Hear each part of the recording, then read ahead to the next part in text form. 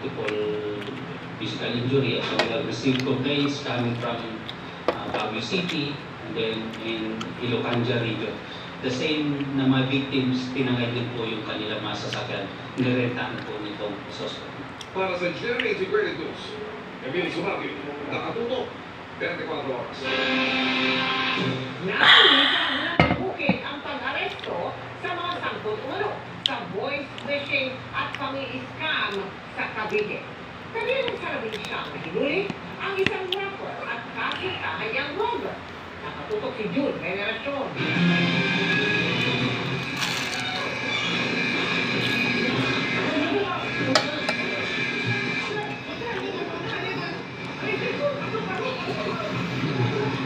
Tatlong buwang sinilalim sa surveillance bago pasukin ng mga pulis ang bahay na ito sa Imus, Cavite.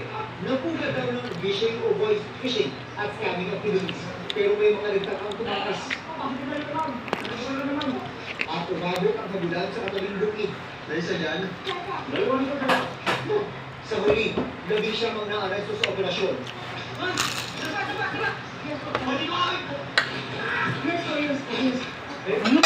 Basta ka ba? Pasamayan mo. Ayon sa pulisya, sabot kumunod sila sa pagbilogo sa pamamagitan ng pagpapanggap ng mga battery pisandawin na nakatawag sa mga credit card holder para masimot ang kanilang pera sa bangko.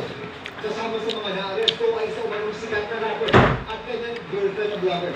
Nakausap ko din siya, according sa kanya, hindi naman daw kasi constant yung kita. Kaya naghanap siya ng other jobs. Sa investigasyon ng PNP-ACG, 3 buwan pa lang ang nakalilipas nang ma-recruit ang rapper.